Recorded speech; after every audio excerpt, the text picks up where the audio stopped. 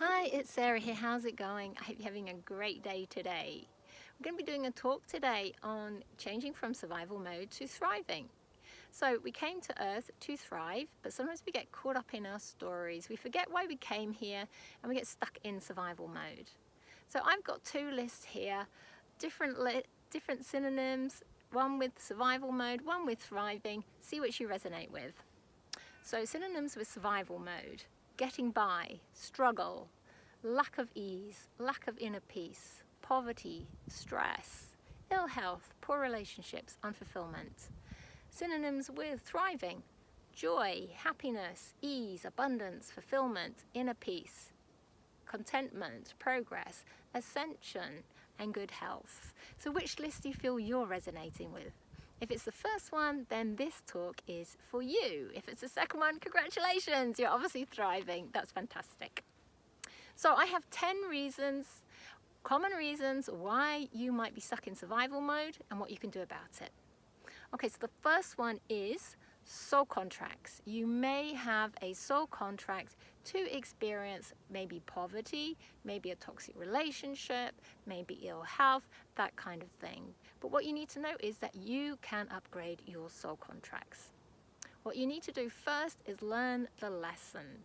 So use your awareness, think about your life, where your life is being limited, what the lessons around it could be. Then you need to know that you are the soul inside the body. You are here to learn and to grow and to experience and to heal.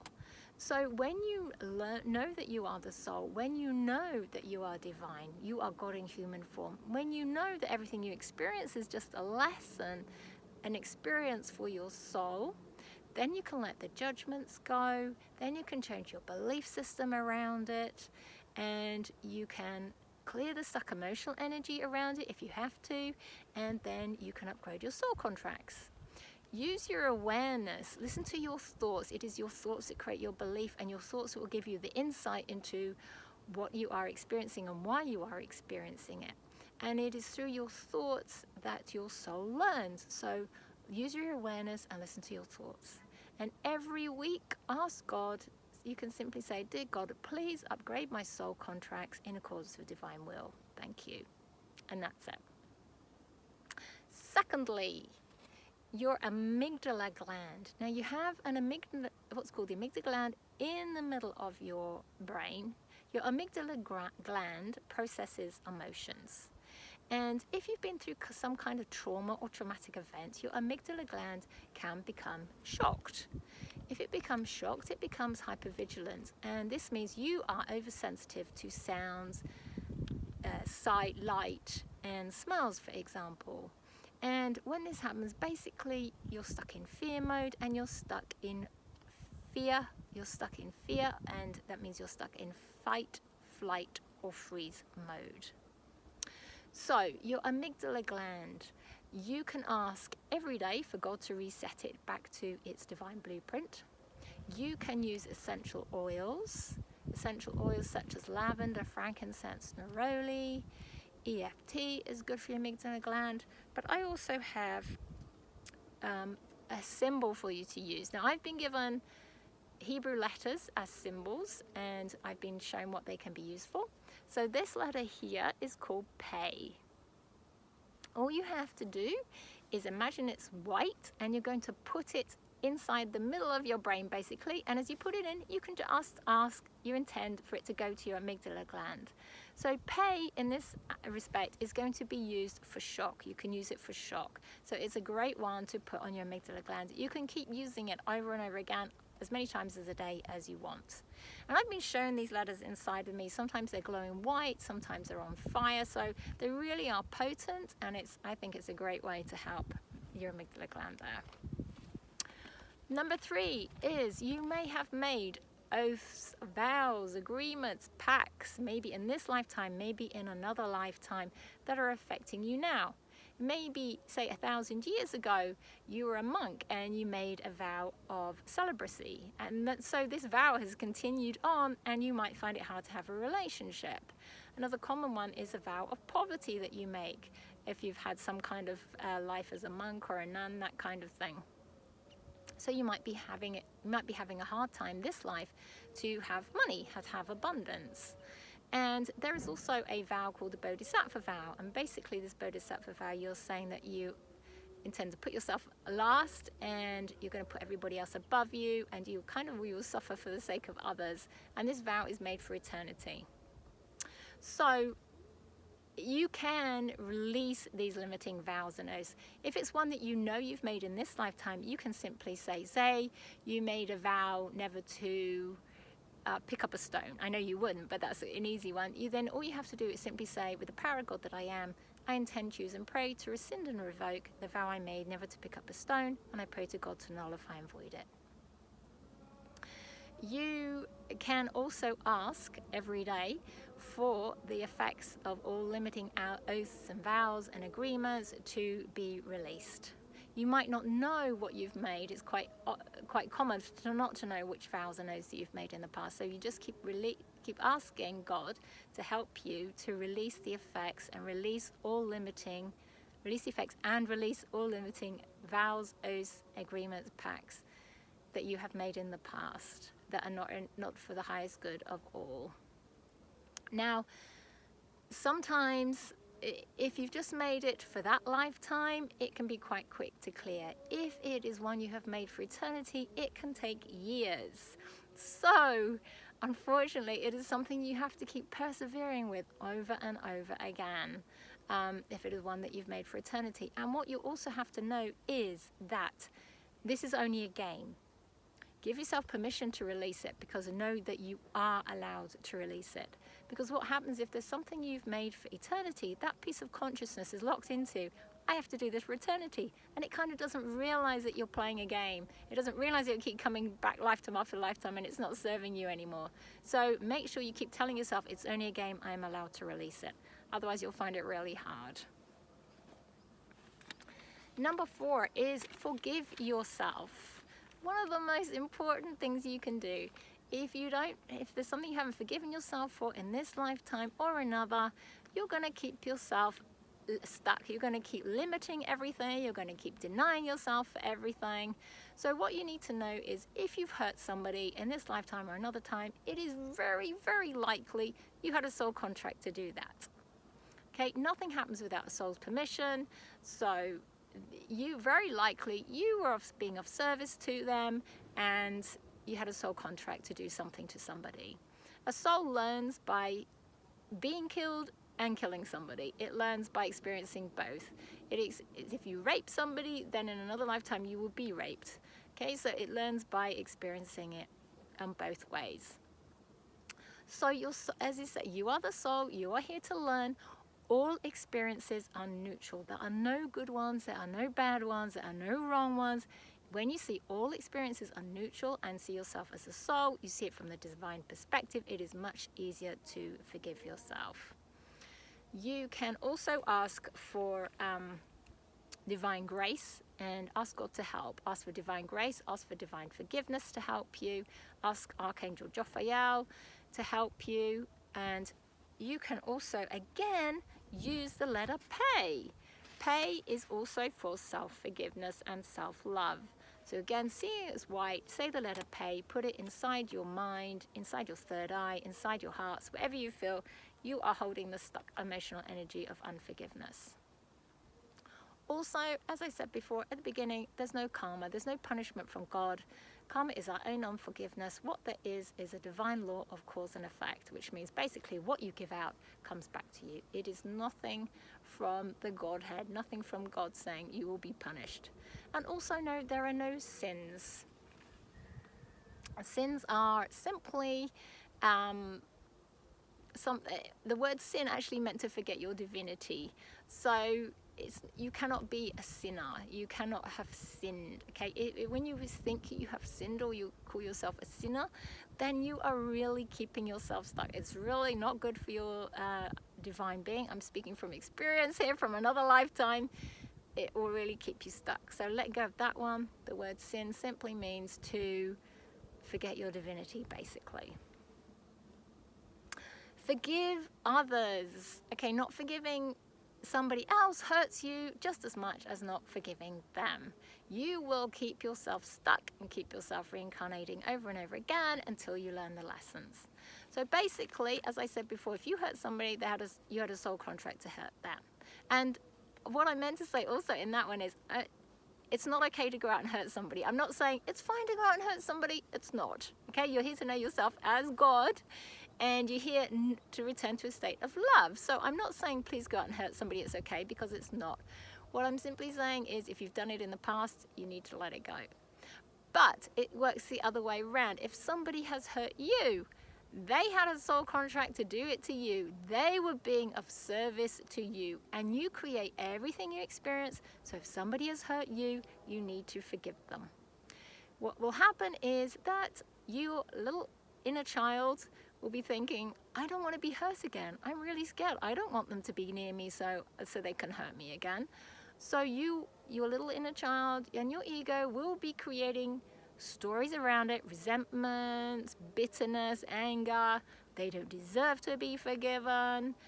They don't need my forgiveness. You know, they don't deserve that kind of thing. But it's all stories. It's all based in fear.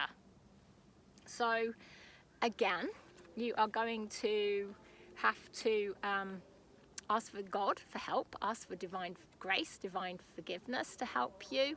You can ask Archangel Raphael to help you, and you can also use this Hebrew letter here, Lamed. Okay, imagine that person standing in front of you, and imagine a huge white Lamed in front of them, and what you'll find is it actually feels much easier to forgive them when you do that. What you really need to do is mentally forgive somebody, understand why it's okay, they had a soul contract to do it to you. Then you need to put your awareness down into your heart center, and by imagining standing in a lift or whirlpool inside your mind, take it down to the middle of your chest, and from that area you want to send love and forgiveness and compassion out to that person or people. Then when you can do that, see if you can do it from your third eye as well, which is in the middle of your forehead. But again, use that letter Lamed, and it really does help. And ask God for help too. Okay, number 6 is guilt.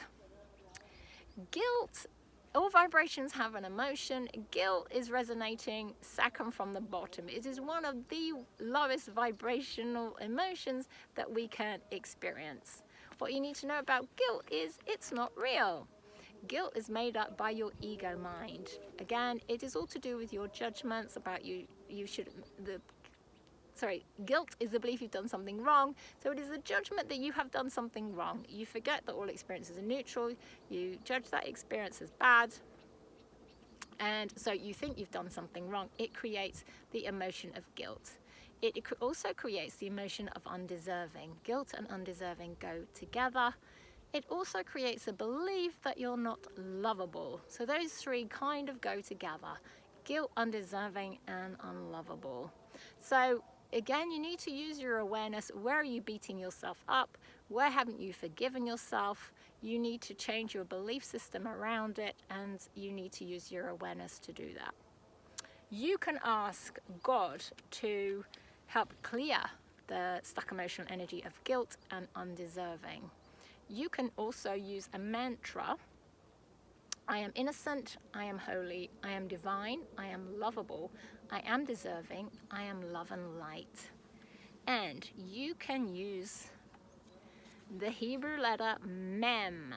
So again, put it in your mind, your third eye, put it in your heart center, put it in your higher heart, which is up here. You can put it in your physical heart, stick it all over areas in your body. It's Mem. And again, just keep telling yourself over and over again that there are no wrong experiences, there are no bad ones, that all experiences are neutral. Okay, shame. Shame has the lowest vibrational emotion that we have. It is actually under guilt. Shame is the belief that there is something wrong with you. Not that you've done something wrong, but there is something wrong with you. Let's say, for example, you experienced some kind of sexual abuse, and you took on the belief that because of that you were dirty. that is shame. That creates the emotion of shame. There is something wrong with you. You are dirty. Shame creates the belief that you are not enough, and it also creates the emotion of unworthiness. So you won't feel worthy. You won't sorry, what I'm really trying to say is you won't feel worthy. And what happens is that we create in our life what we feel worthy and deserving of. So with this guilt and shame, the undeserving and the unworthiness, we will only create what we feel we are deserving and worthy of. So those two emotions are so incredibly limiting. They're probably the most damaging emotions that we have. And it really is worth trying to free your body of those and change your belief system around them. So another mantra for shame is, I am enough, I am worthy, I am divine, I am noble, I am sacred, I am divinely perfect, and I matter. You can ask God to help you release the stuck emotional energy of shame. Also know, again, it's not real. Okay, these emotions aren't real. They're made up by your ego mind. You can use the Hebrew letter Kuf. Again, in your mind, your third eye, your higher heart, your heart center, your physical heart. And the other thing I would do with shame is your body has its own intelligence, its own consciousness. So if you feel there's something wrong with you, it's your body feeling the shame. So what you're going to keep doing, telling your body that you love it over and over again. It doesn't matter if you love your body shape. It doesn't matter if you don't love it. Your body cannot tell the difference between a lie and the truth. So if you keep telling your body over and over again that you love it, preferably do love it, and preferably do try and feel the emotion of love and nurture it, then it really will help your body release the stuck emotional energy of shame. And there is something called the law of vibration, which means that we attract into our life what we are resonating with. So if we're full of guilt and shame and resonating with those lower vibrations, then we are going to experience lower vibrational experiences, because that's the level we are resonating with. So it's really important. Fear. So again, we have to know fear isn't real. Unless you're just about to enter a burning building and put your life in danger, or your life is in danger at that present moment, fear is not real. It's either a memory or it's a worry about the future. And what happens is these emotions, they tend to get stuck in our body and in our energy field, and we can also bring them in from previous lives as cellular memory. So fear is also incredibly limiting. Fear makes us procrastinate. It stops us doing everything. It creates a wall, and it will really limit your life. So again, no, it's not real. You are going to use the Hebrew letter Ayin to help you release fear. Again, imagine it's white. You're going to put it in the same places. You can ask God to help clear you. You can also use the Hebrew letter Bet here. This Bet cuts through the illusion, basically. This is a great one to put in your third eye. And you are going to use the Hebrew letter Yod. This one helps us return to joy. So Yod is really great for putting in your third eye and in your hearts. And joy will transmute fear. So if you know you've had a lot of fear, or you're feeling fear, put on some music that brings you joy and dance around to it. Bring yourself back to a state of joy, and the fear will just dissipate. If you find you are fearful, make yourself smile, make yourself laugh. Okay, this fear is stuck in your body. It is your inner child feeling the fear, not you, the divine being. So if you can smile, if you can laugh, you are telling your body, it's okay, all is well. And so that you will find the fear will start to dissipate. You can also use the violet flame. The violet flame, you can just call upon Archangel Zachiel and the violet flame. Just imagine walking into a huge wall of violet flame and ask it to transmute the fear. And one of the most important things you can do, and my inner child tells me about this 20 times a day, is deep breathe. Deep breathe. When we deep breathe, we are giving a signal to the body that it is safe. And so deep breathing allows your whole body system to calm. It actually affects your parasympathetic system. It has a physical effect. It's not just psychological, it is a physical effect on your body. Deep breathing allows your body to calm. Shallow breathing is telling your body, okay, we're in danger. We must be in fight and flight mode. So deep breathe. Keep sighing and letting it go. You can make a mantra that I am safe. Keep telling yourself over and over again that I am safe. And another place I would concentrate on, you can put I in and ask God to clear, is your root chakra, because when your root chakra is blocked, then it doesn't allow you to feel safe. Okay, number 9 is blocked heart centers and a blocked third eye. So when we block our heart centers, we have 3 hearts: our higher heart, our heart chakra, and our physical heart. When we block these, we shut down our capacity, our ability to receive. If we can't receive, we can't allow God to bring us our blessings and what we deserve. Our third eye, when it is blocked, keeps us stuck in illusion, keeps us stuck in guilt and shame and fear and everything else. So we need to clear those areas. So we can use the Hebrew letters that you know that you've done before. One to use, a great one, is Bet. Again, let me find Bet. This is a really good one to put in your third eye because it's going to cut through the illusion. You can use Bet in your heart centers as well. What I would do is breathe in love, breathe in joy, breathe in gratitude, breathe in compassion or forgiveness, whichever you find easier. And then what you're going to do is send those emotions to all parts of your body. Then what you need to do is put your awareness down into your heart center again, in the middle of your chest, and you're going to send out love and gratitude and compassion and joy and peace. Send out blessings. And what you do is when you send those out, it opens up your heart center. Do it from your higher heart as well. And put your awareness into your physical heart. When you put your awareness into your physical heart, you can also send out love and blessings from that area too. But when you just put your awareness in there, it starts to clear the stuck emotional energy anyway. When you're sending those emotions out, it will open up your heart centers. It will knock down those walls that you put around to protect yourself, and so you will be opening yourself up to receive.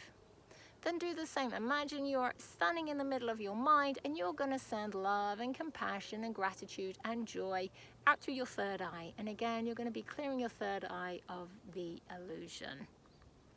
So keep sending it out from your heart center, keep sending it out to the third eye. And again, you're going to be helping humanity and you're going to be helping yourself at the same time. Lastly, I would use a lot of gratitude, because gratitude really opens up your heart center and allows you to receive. So gratitude is huge. If you're stuck in survival mode, it is one of your best tools. So look at ways that you can look at things in your life that you can be grateful for and keep saying, I'm so grateful for this in my life. Find things you can appreciate. Appreciate a pretty flower, appreciate a blue sky. Just say, oh God, I really appreciate that today. It's beautiful. Or I'm so grateful for this lovely meal. Anything in your life, keep thinking ways that you can be grateful. You can write a list, you can say it every morning, every night. Keep bringing yourself back to gratitude and keep sending gratitude out from your heart center. It is one of your best tools to change you from survival mode to thriving. And again, ask God and Spirit to help, okay? They don't want you to see you stuck. They want to help you. So keep asking God and Spirit for help. Lastly, number 10, judgments and comparisons. So you as a divine being, you don't judge and compare.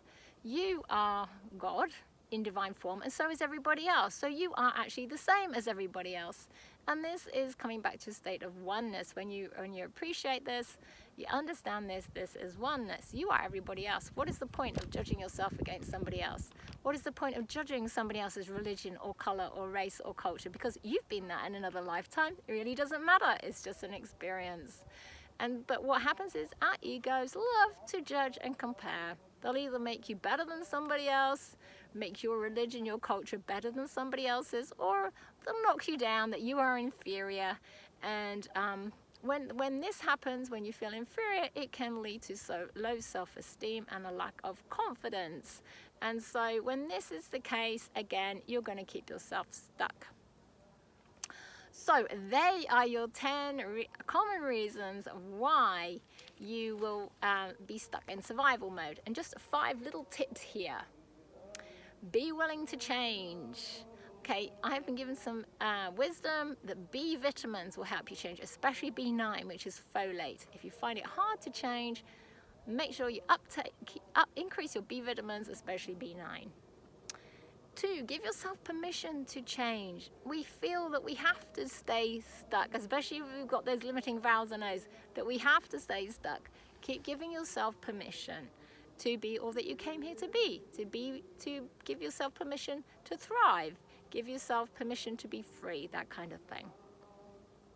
Number 3 is no, you can never be limited.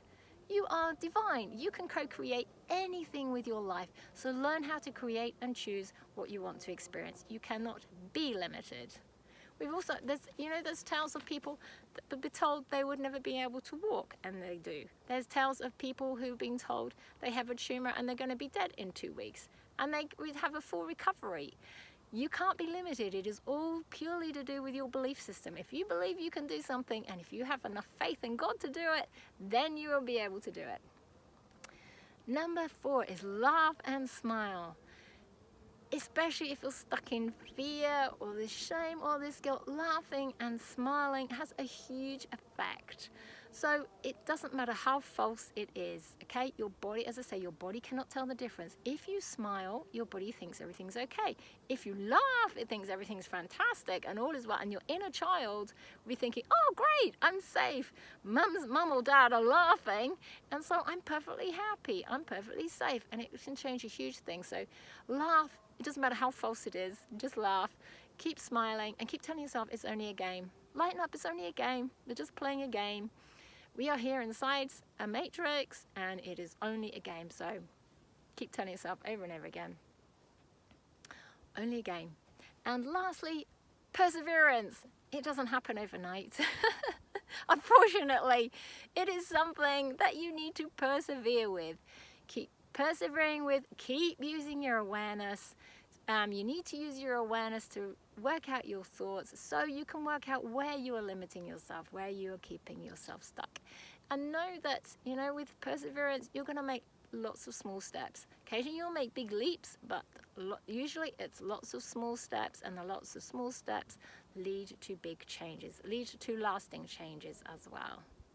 Okay, so keep persevering. Okay, so lastly, what we're going to do, we are going to use Christ's unwinding technique to help you shift from survive to thrive. Now, this is a technique I developed with Yeshua going back a few years ago now. It helps you release stuck emotional energy and change your belief system and thought patterns.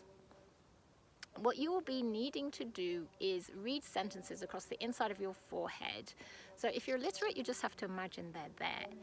If you can't see them, it is because your mind is judging that you're either undeserving, unworthy, or unsafe to see them. So just keep telling yourself that you are safe, worthy, and deserving enough to see your sentences. Then eventually you'll be able to. It will work if you just imagine they're there, but it actually gives you kind of a double whammy if you can actually read your sentences across the inside of your forehead as well. Now, although it's called the Christ Unwinding Technique, Christ energy is just source love. It's available to everyone. It's nothing to do with Christianity. It doesn't matter what religion you are. It'll work for everybody. If you're an atheist, it really doesn't matter. Anybody can use it. Okay? So all you have to do is just sit somewhere quietly, preferably have your feet flat on the floor and your hands palm up on your lap. And you're just going to say, I call upon the Christ light to help me.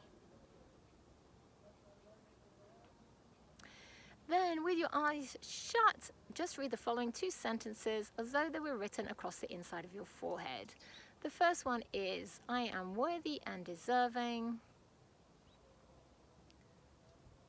of thriving.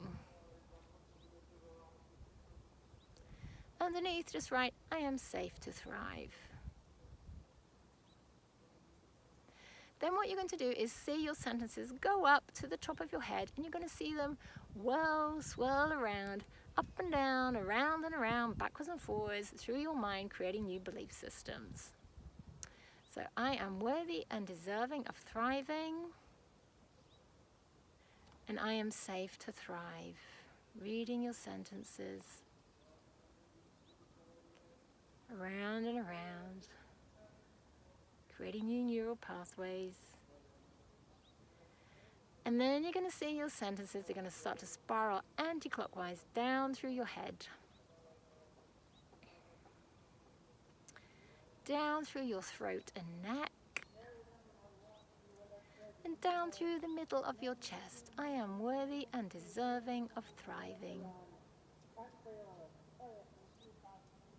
Down the middle of your belly, I am safe to thrive.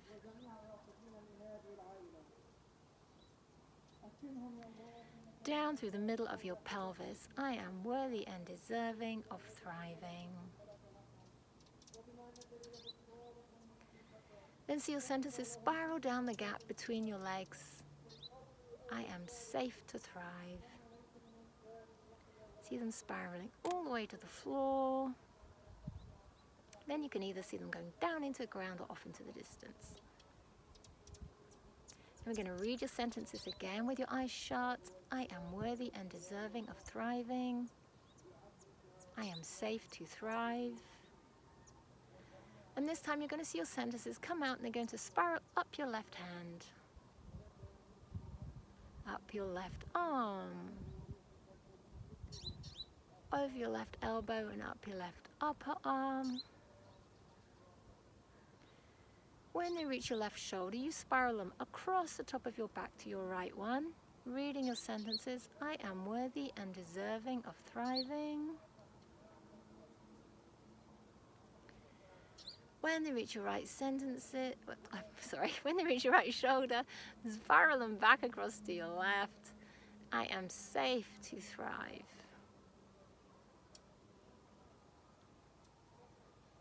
Then you're going to spiral them down the left side of your body. So with your upper body, I am worthy and deserving of thriving.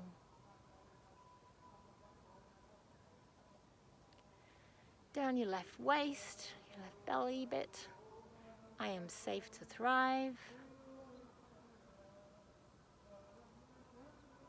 Down your left side of your pelvis, I am worthy and deserving of thriving. Down your left thigh, over your left knee and down your left calf, I am safe to thrive. Then over your left foot and off into the distance or down into the ground. Then again, keeping your eyes shut, reading your sentences. I am worthy and deserving of thriving. I am safe to thrive. This time see your sentences going up your right hand, up your right arm, over your right elbow, up your right upper arm. When they reach your right shoulder, spiral them across your left shoulder, reading your sentences. I am worthy and deserving of thriving. When they reach your left shoulder, spiral them back across to your right. I am safe to thrive. Spiral them down the right side of your body. I am worthy and deserving of thriving. Down the right side of your belly. I am safe to thrive. Down the right side of your pelvis. I am worthy and deserving of thriving.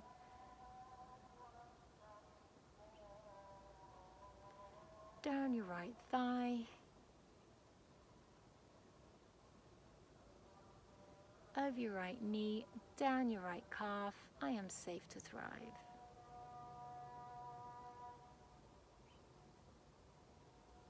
Over your right foot and off into the distance or down into the ground.